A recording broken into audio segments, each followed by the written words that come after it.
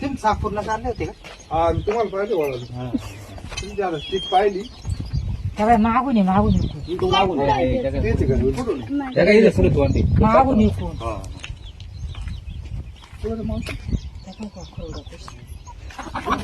नमस्कार मित्रांनो, जय आदिवासी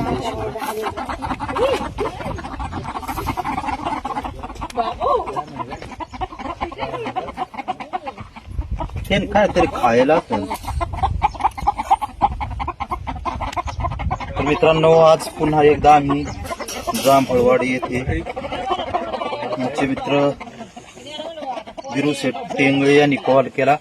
तर त्यांच्या कोंबड्याच्या खुराड्यात साप आहे. तर धामीन जातीचा साप आहे हा.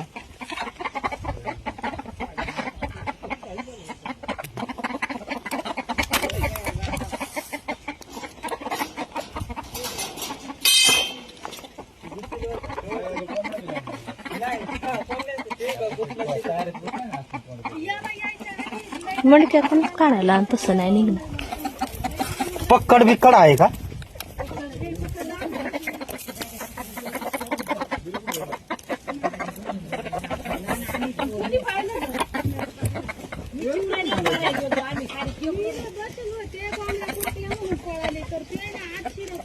कट्टच करायला हा हा.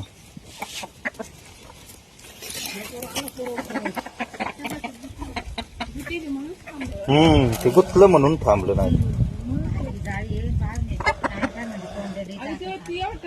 डोकं गेलं त्याचं बरोबर. डोकं पाथा का?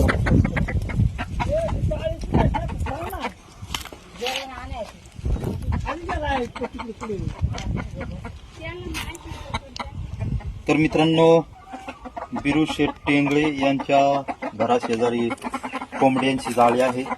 त्याच्यात कोंबड्यांच्या वासनी किंवा अंड्यांच्या वासनी ते खाण्यासाठी हा साप आलेला असावा. असे साप पाऊस झाल्यामुळं, उष्णता उठल्यामुळं असे साप निघतात. तर काळजी घ्या. जुनं सामान असलं किंवा अशा कोंबड्या असल्या तर तिथे हात घालताना, अंडे काढताना लक्ष द्या. कारण ते अंडे खाण्यासाठी किंवा उंदीर पकडण्यासाठी किंवा इतर त्यांची शिकार करण्यासाठी येऊन बसतात. आणि आपण ज्यावेळेस अचानक हात घालतो त्यावेळेस ते शिकार म्हणून आपल्या हाताला पकडतात. आणि आपल्याला माहिती नसतं की विषारी आहे किंवा बिनविषारी. तर पावसाळा चालू झालेला आहे. प्रत्येक शेतकऱ्यांनी, दूध व्यावसायिकांनी काळजी घ्यायची आहे. कारण गायच्या गोठ्यात, बकराच्या गोठ्यात किंवा कोंबड्याच्या याच्यात किंवा जे जुनं सामान, ड्रीप वगैरे शेतीचं वस्तू असतात त्या ठिकाणी ते येऊन बसतात उंदीर बिटकी पकडण्यासाठी. आणि आपण घाईगडबडीत हात घालतो. तर घाईगडबडीत हात घातला तर ते त्यांची शिकार म्हणून पकडतात. आणि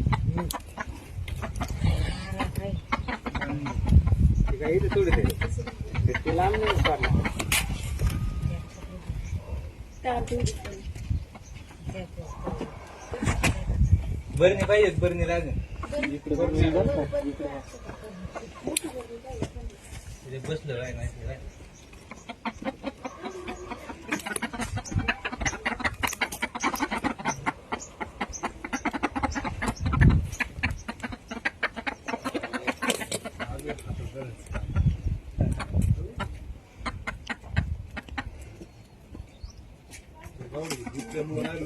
या टाइम पडा तिथवती वाचली पळून जाते.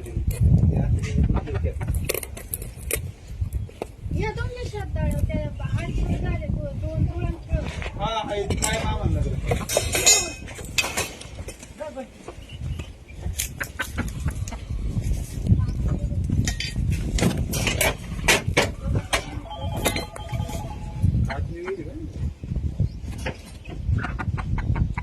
कातणी नाही, ते तारांमुळे झालं.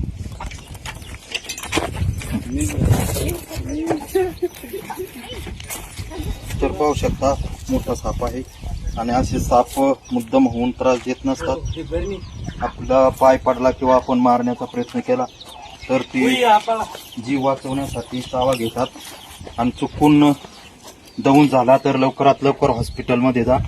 असं तंत्रमंत्र, झाडपाला याच्यात वेळ वाया घालू नका. आपल्या ग्रामीण भागात माहिती नसल्यामुळं लोक जास्त करून झाडपाला किंवा भगत याच्यावर विश्वास ठेवतात आणि वेळ वाया घालवतात. तर असं न करता लवकरात लवकर दवाखान्यात जा आणि साप वाचवण्याचा प्रयत्न करा. कारण साप वाचले तर पर्यावरण संतुलित राहील, झाडं वाचतील. कारण झाडांच्या भीतीमुळं लोक झाडं तोडायची थांबतील आणि झाडे वाचले तरच माणसं जगू शकतात. कारण जंगल झाड असले तर पाऊस पाणी भरपूर होतो, आपल्याला ऑक्सिजन भेटतो. म्हणून झाडे लावा, झाडे जगवा आणि झाडाचं संरक्षण करा. तर आमचे मित्र सकाराम शेठ माने, तसेच बिरू शेठ टेंगळे, तसेच हे सर्व त्यांचं खूप खूप अभिनंदन. कारण त्यांच्यामुळे खूप अशा मोठ्या सापाला जीवनदान भेटलेलं आहे. तुम्ही पण वन्यजीव वाचवा, निसर्ग वाचवा, झाडे लावा, झाडे जगवा. आणि आमचा कॉन्टॅक्ट नंबर आहे 8830 59 96 71. या नंबरवरती कॉल करा, जेणेकरून तुमच्यामुळे एखाद्याचा धोका टळू शकतो, जीव वाचू शकतो. तर धन्यवाद. जय आदिवासी, जय शिवराय. आणि आमचा युट्यूब चॅनल आहे साकूरची गावरान शेतकरी जोडी. या चॅनलला सबस्क्राईब करा, लाईक करा, शेअर करा, जेणेकरून तुम्हाला सापांविषयी माहिती भेटन. आपल्याला माहिती नसल्यामुळं कोणता विषारी कोणता बिनविषारी हे कळत नाही आणि आपण मारण्याचा प्रयत्न करतो आणि त्याच्यात बिनविषारी सापाचा नाहक जीव जातो. आणली का बरं?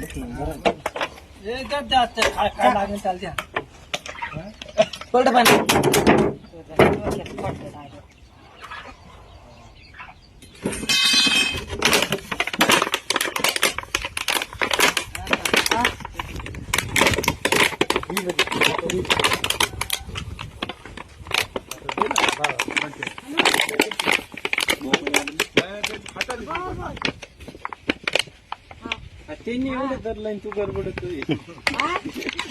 भीती वाटते त्याच्यात.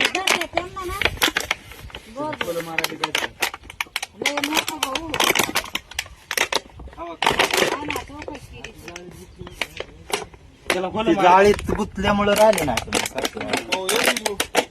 साकूरला चालेल. फुलं मारायचं त्यांना.